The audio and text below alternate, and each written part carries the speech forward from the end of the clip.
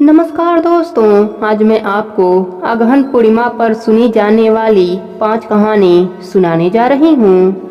प्रेम से बोलिए शिव जी की जय हो, विष्णु जी की जय हो, लक्ष्मी माता की जय हो, अन्नपूर्णा माता की जय हो, गणेश भगवान की जय हो।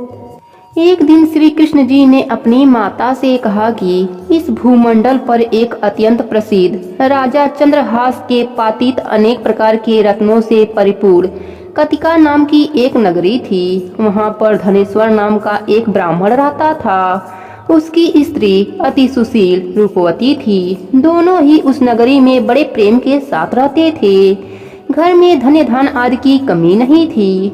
उनको एक बड़ा दुख था कि उनके कोई संतान नहीं थे। इस दुख से वह अत्यंत दुखी रहता था। एक समय एक बड़ा तपस्वी योगी उस नगरी में आया। वह योगी उस ब्राह्मण के घर को छोड़कर अन्य सब घरों से भिक्षा लाकर भोजन किया करता था। रूपवती से वह भिक्षा नहीं लिया करता था। उस योगी ने एक दिन रूपवती से न भिक्षा लेकर किसी अन्य घर से भिक्षा लेकर गंगा किनारे जाकर भिक्षान को प्रेम पूर्वक खा रहा था। धनेश्वर ने योगी का यह सब कार्य करते हुए देखा। अपनी भिक्षा के अनादर से दुखी होकर धनेश्वर योगी से बोला, महात्मा जी, आप सब घरों से भिक्षा लेते हैं परंतु मेरे घर की भिक्षा कभी नहीं लेते, इसका क्या कारण है? योगी ने कहा कि निसंतान के घर का भीख पतितों के अन्न के तुल्य होता है और जो पतितों का अन्न खाता है वह भी पतित हो जाता है। चूंकि तुम निसंतान हो अतः पतित हो जाने के भय से मैं तुम्हारे घर की भिक्षा नहीं लेता हूँ। धनेश्वर यह बात सुनकर अपने मन में बहुत दुखी हुआ और हाथ जोड़कर योगी के पैरों पर गिर पड़ा तथा दुखी भाव से कहने लगा, हे महाराज, यदि ऐसा है तो आप मुझे पुत्र प्राप्ति का उपाय बतलाइए, मुझ पर कृपा कीजिए। धन की मेरे घर में कोई कमी नहीं परंतु मैं पुत्र न होने के कारण अत्यंत दुखी हूँ। आप मेरे इस दुख का हरण करें। यह सुनकर योगी कहने लगा, हे ब्राह्मण, तुम चंडी की आराधना करो। ब्राह्मण घर आकर उसने अपने पत्नी से सब वृतांत कहा और तप करने वन में चला गया।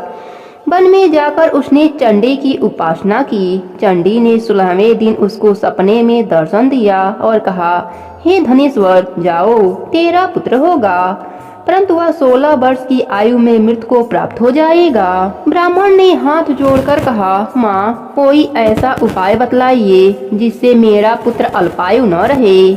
तब माता ने कहा, अगर तुम दोनों स्त्री पुरुष 32 पूर्णिमाओं का व्रत विधि पूर्वक करोगे तो वह दीर्घायु होगा। देवी जी की असीम कृपा से उसे एक अत्यंत सुंदर पुत्र उत्पन्न हुआ जिसका नाम उन्होंने देवी दास रखा। माता पिता के हर्ष और शोक के साथ वह बालक शुक्ल पक्ष के चंद्रमा की भांति अपने पिता के घर में बढ़ने लगा। भवानी की कृपा से वह बालक बहुत ही सुंदर, सुशील और विद्या पढ़ने में बहुत ही निपुण हो गया। दुर्गा जी की आज्ञा अनुसार उसकी माता ने 32 पूर्णिमा का व्रत रखना प्रारंभ कर दिया था जिससे उसका पुत्र बड़ी आयु वाला हो जाए। 16वां वर्ष लगते ही देवी दास के माता पिता को बड़ी चिंता हो गई कि कहीं उसके पुत्र की इस वर्ष मृत्यु न हो जाए। इसलिए उन्होंने अपने मन में विचार किया कि यदि यह दुर्घटना उनके सामने हो गई तो वह कैसे सहन कर सकेंगे। तब उन्होंने देवी दास के मामा को बुलाकर कहा कि देवी दास 1 वर्ष तक काशी में जाकर विद्या अध्ययन करेगा और उसको कभी भी अकेला मत छोड़ना। 1 वर्ष के बाद इसको घर लाना। ब्राह्मण और उसकी पत्नी ने अपने पुत्र की मंगल कामना के लिए दुर्गा माता की आराधना और पूर्णिमा का व्रत करना आरंभ कर दिया था। मामा और भांजा रात्रि बिताने के लिए एक गांव में ठहरे। उस दिन उस गांव में एक ब्राह्मणी की अत्यंत सुंदरी गुणवती कन्या का विवाह होने वाला था। संयोगवश होने वाला दूल्हा काना था। यह बात वर के पिता ने छुपा कर रखी थी। उसने जब देवी दास को देखा तो सोचा, इसी से कन्या का लग्न करा देता हूँ और विदाई अपने बेटे के साथ करा दूंगा। वह इस बात को लड़के के मामा से कहा। वह तैयार हो गए। देवी दास का विवाह संपन्न हो गया। विवाह कार्य संपन्न होने के बाद भोजन करने वर और वधू बैठे। देवी दास उस कन्या के बारे में सोचकर रोने लगा। कन्या ने रोने का कारण पूछा तो देवी दास ने सारा वृतांत सुना डाला। इस पर कन्या ने कहा, हमारा शादी अग्नि के सामने हुआ है, हम आपको ही अपना पति मानते हैं, मैं आपकी ही पत्नी रहूंगी, किसी अन्य की कदापि नहीं। तब देवी दास ने कहा, ऐसा मत कहिए, क्योंकि मेरी आयु बहुत थोड़ी है, मेरे मरने के बाद आपकी क्या गति होगी। परंतु कन्या दृढ़ विचारों वाली थी, वह बोली, जो आपकी गति होगी वही मेरा भी गति होगी। हे स्वामी, आप रोना बंद कीजिए और भोजन ग्रहण कर लीजिए। देवी दास जब जाने लगा तो 3 नगों वाली अंगूठी अपने पत्नी को दिया और बोला, हे प्रिय, मैं काशी जा रहा हूँ। और वह काशी चला गया। जब विदाई का वक्त आया तो कन्या ने अपने पिता को सारी बातें बताई। लड़की के पिता ने सब बात जानकर बरातियों को बुलाकर लड़के के पिता को अपमानित करके विदा कर दिया।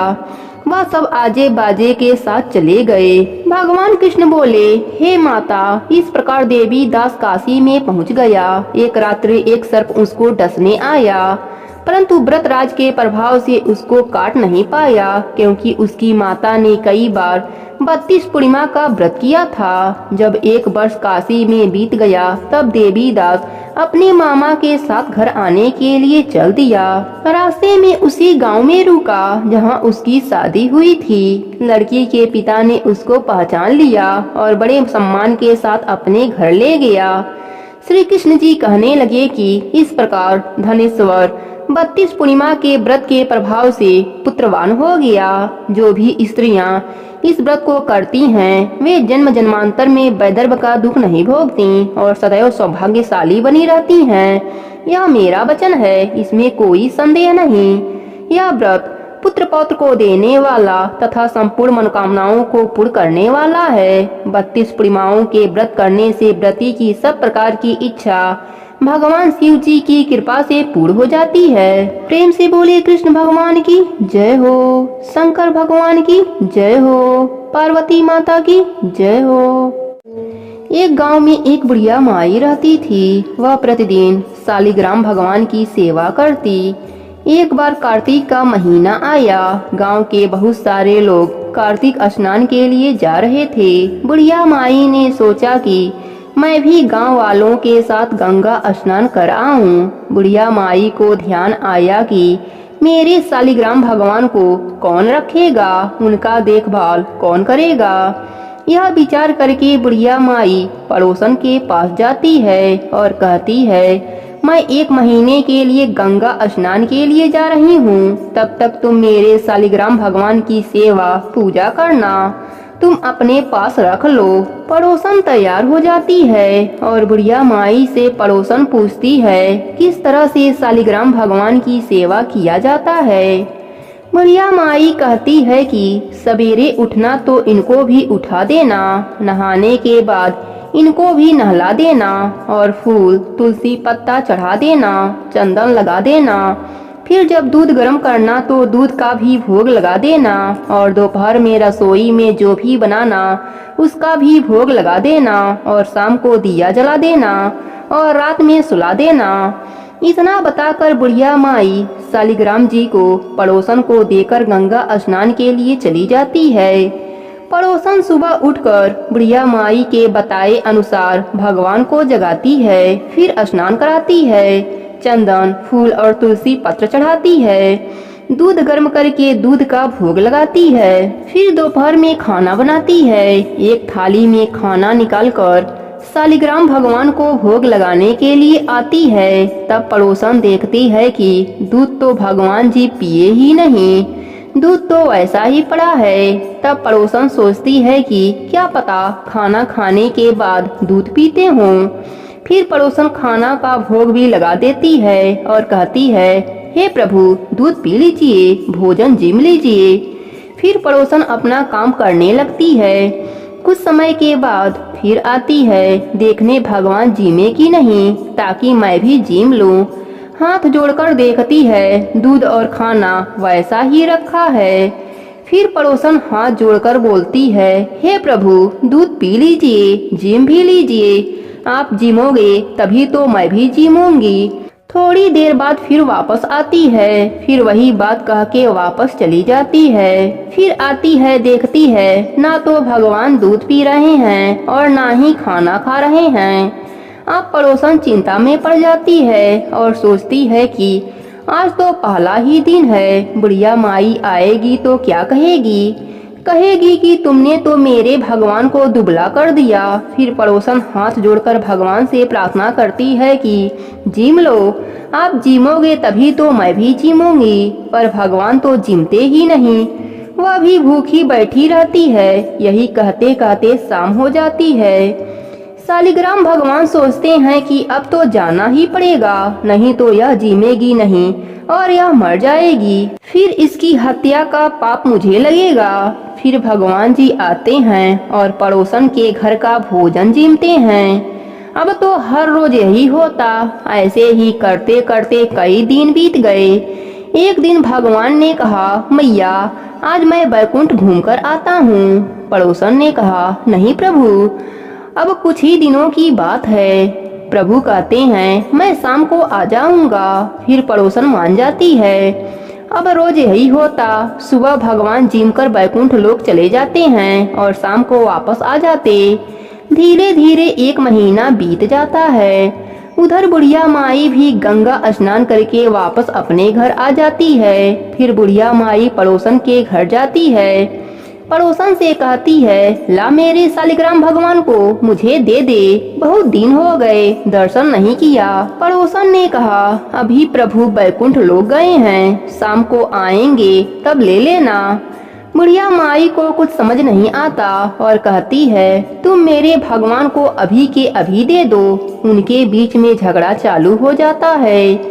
आसपास के लोग इकट्ठे हो जाते हैं। पड़ोसन बोलती है, उस बुढ़िया माई को समझाओ, जैसे 1 महीना दर्शन नहीं किया वैसे शाम तक और इंतजार कर ले, थोड़ी सी सब्र कर ले। शाम को सालिग्राम भगवान आएंगे तो मैं खुद ही दे दूंगी।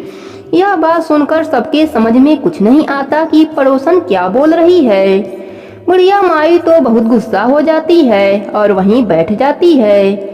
शाम हो जाती है। भगवान जी बैकुंठ घूमकर आ जाते हैं और मंदिर में विराजमान हो जाते हैं।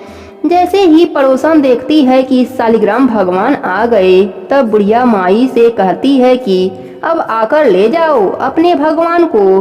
बुढ़िया माई कहती है कि अब तक कहाँ छुपाई थी, अब कैसे दे रही है। वह तो एक पत्थर के हैं, वह कैसे आ जा सकते हैं। तब पड़ोसन के समझ में आ जाता है कि वह भगवान के साक्षात दर्शन पाई है। पड़ोसन भगवान के आगे हाथ जोड़ती है कि आप बुढ़िया माई को दर्शन दीजिए, नहीं तो यह मुझ पर झूठा आरोप लगाती रहेगी। भगवान जी बुढ़िया माई को भी दर्शन देते हैं। बुढ़िया माई भगवान का दर्शन पाकर बहुत खुश होती है और पड़ोसन के पैरों में गिरने लगती है और कहती है, तुम्हारे पुण्य प्रताप से, तुम्हारे वजह से मुझे भी भगवान के दर्शन हो गए। हे सालिग्राम भगवान जी, जो भी आपकी कहानी सुने उसे भी दर्शन देना, अपनी कृपा सदा उस पर बनाए रखना और अंत में बैकुंठ लोक में वास देना। प्रेम से बोलिए सालिग्राम भगवान की जय हो। एक समय की बात है, एक सेठ जी थे। उनके घर पीढ़ियों से धन ऐश्वर्य प्रचुर मात्रा में था। वह अथाह धन के स्वामी थे, परंतु लक्ष्मी जी का स्वरूप तो चंचल है, आज यहाँ तो कल वहाँ। जब उनका मन सेठ जी के घर से भर गया तो वह किसी दूसरे के घर जाने के लिए ललायित हो गईं। एक रात लक्ष्मी जी सेठ जी के सपने में आती हैं। सेठ जी ने देखा लाल वस्त्रों में सजी धजी सुंदर स्त्री उनके घर से निकलकर बाहर जा रही हैं।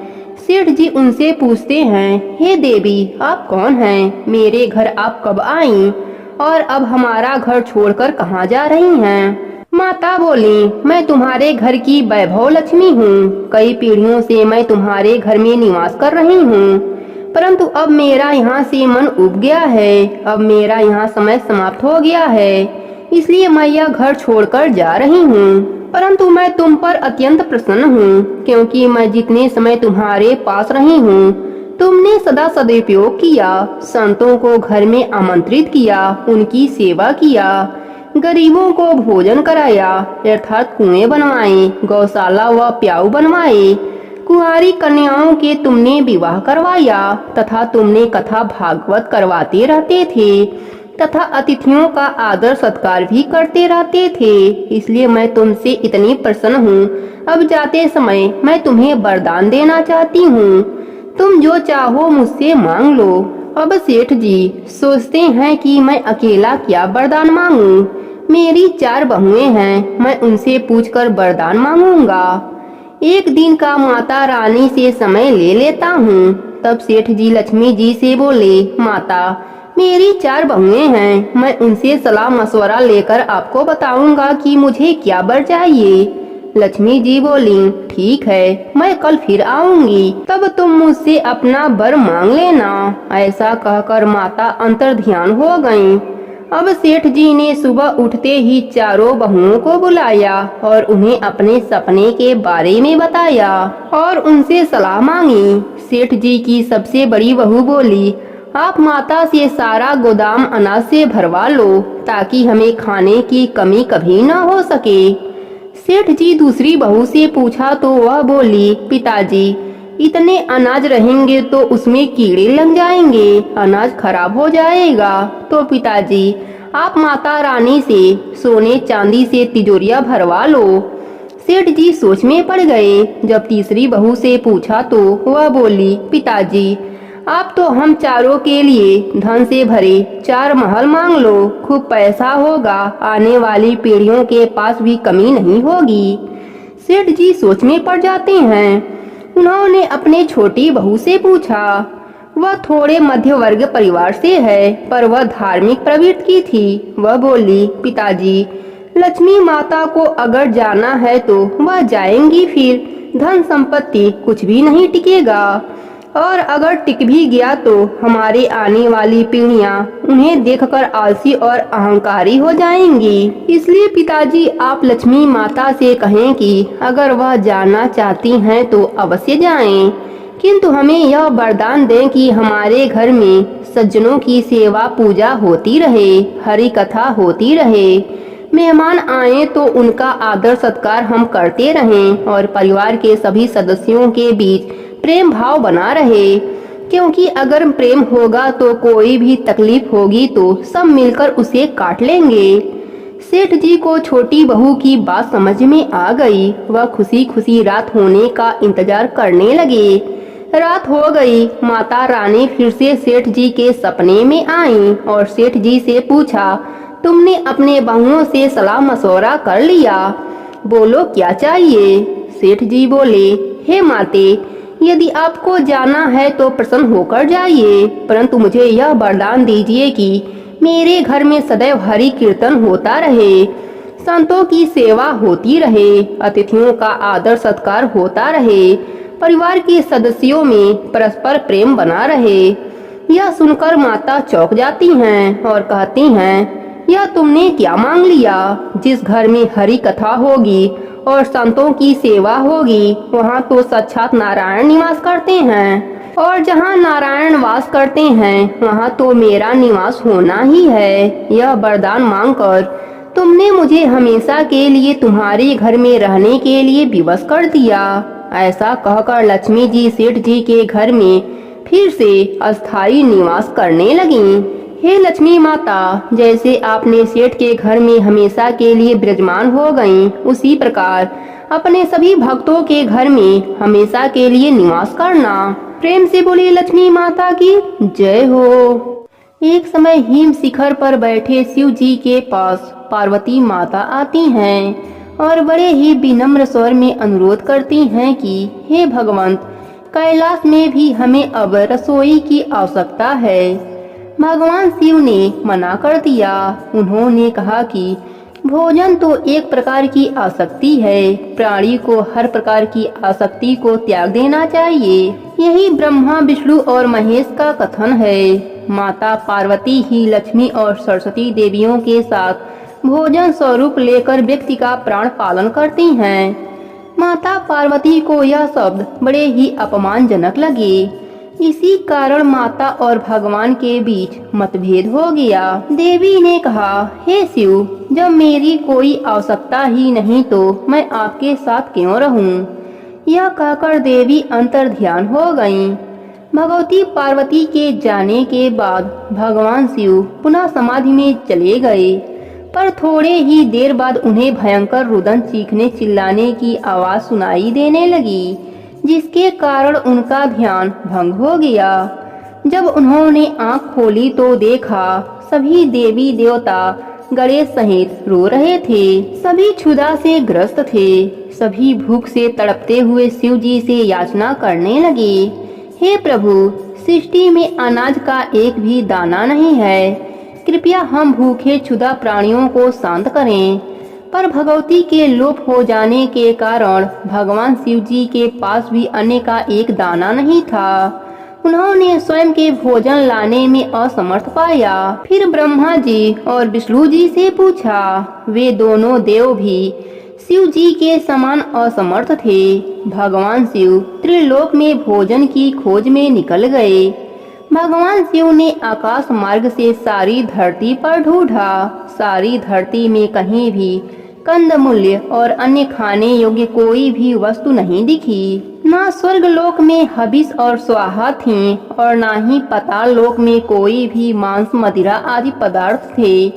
त्रिदेव अब बड़े ही दुखी हो गए, क्योंकि इस संसार में सभी भूखे और दुखी हो चुके थे। वे जान गए कि जिस अन्य व भोजन को वह आसक्ति कहा था वह इस सृष्टि के लिए कितना महत्वपूर्ण है।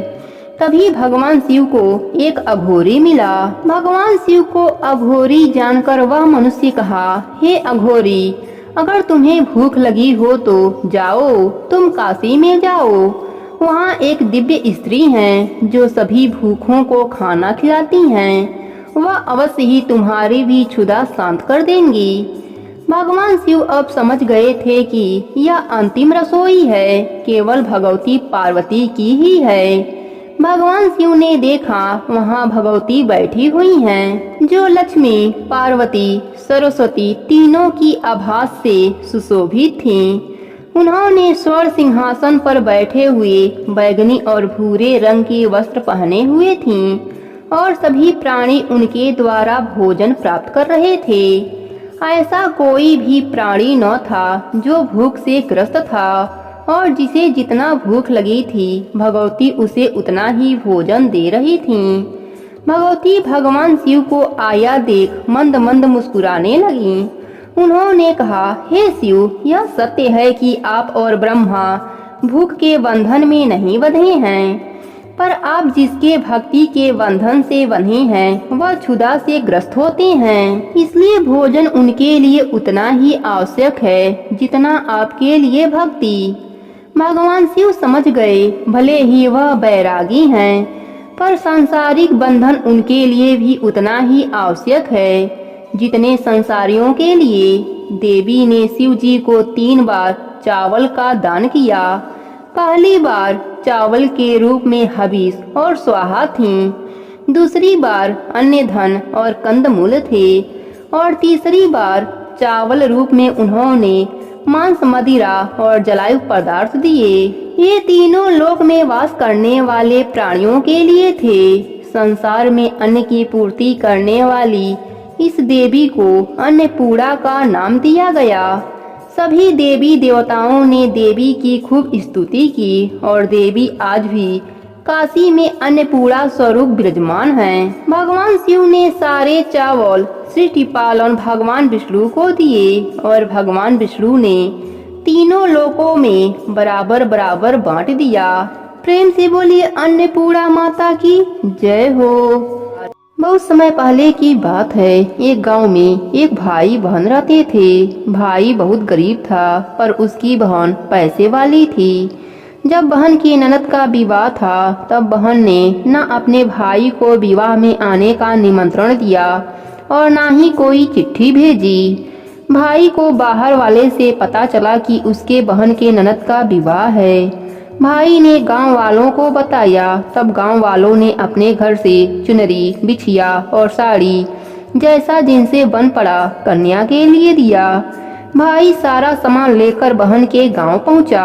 बहन के घर जाने पर उसकी बहन की देवरानी बोली, भाभी जी आपके भाई आए हैं।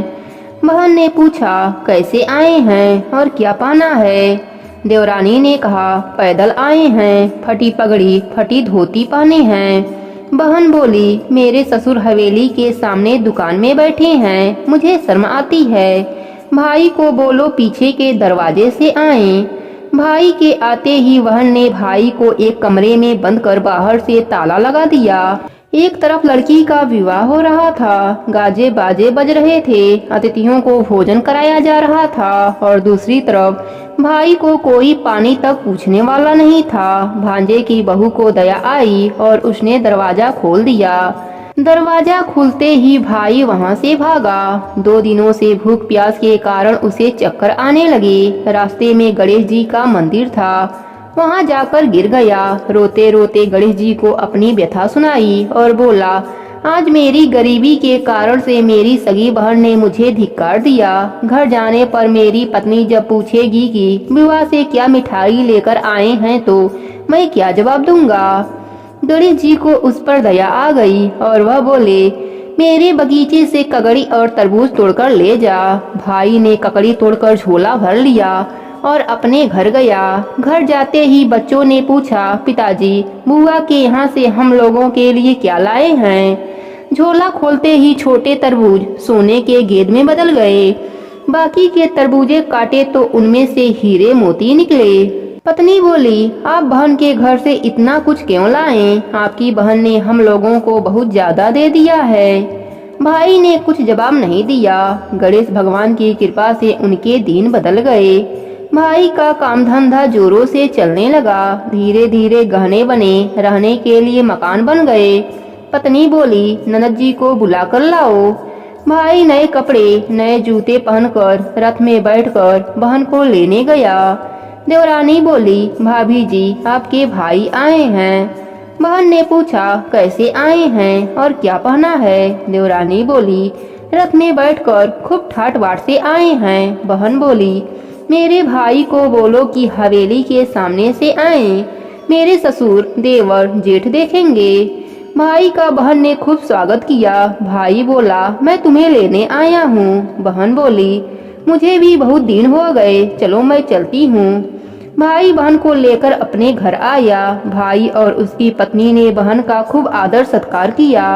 जो चीजें मांगी सब बनवा कर दिया। बहन बोली, भाई मुझे जूते चाहिए।